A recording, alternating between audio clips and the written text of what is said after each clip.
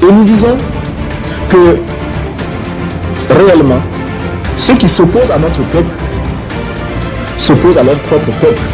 En tant qu'Africain, je ne peux que m'étonner que la France et l'Europe s'y imprégner.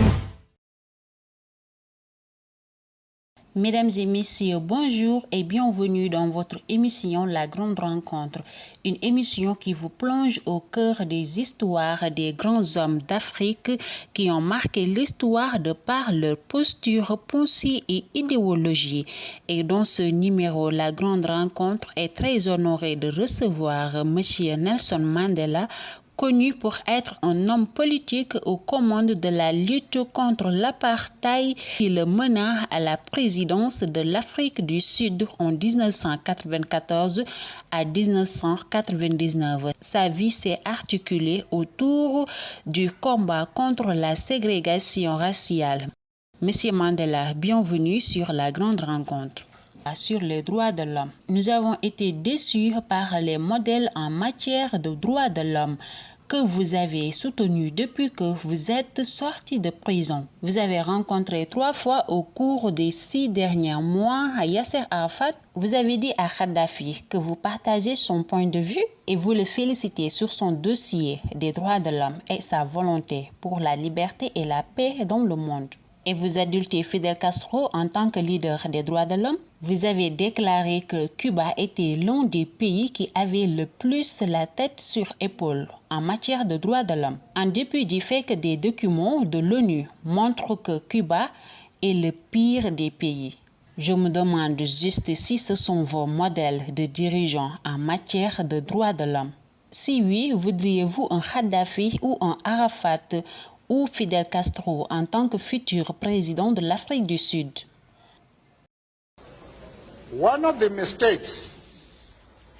Une des erreurs que font certains analystes politiques,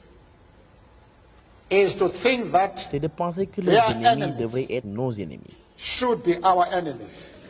C'est ce qu'on peut faire, mais nous le ferons jamais. Nous avons notre propre lutte que nous menons à bien. Nous remercions tout le monde d'avoir soutenu notre lutte.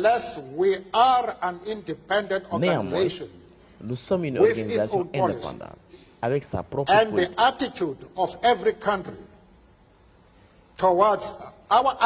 Notre attitude envers un pays déterminée par l'attitude de ce pays envers notre lutte.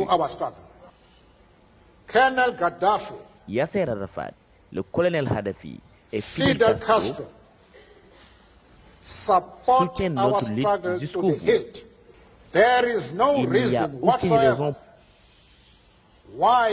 pour laquelle nous devions avoir une quelconque hésitation à propos de leur attachement aux droits de l'homme, tels qu'ils sont exigés en Afrique du Sud. Notre attitude est basée sur le fait qu'ils soutiennent entièrement la lutte contre la fin de l'apartheid. Ils ne soutiennent pas seulement la lutte anti-apartheid dans le discours. Ils mettent des ressources à notre disposition pour qu'on gagne le combat. Voici ma position. Mesdames et messieurs, c'est la fin de cette édition. Merci de l'avoir suivi.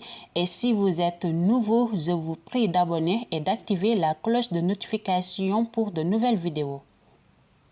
Et nous disons que réellement, ceux qui s'opposent à notre peuple s'opposent à leur propre peuple.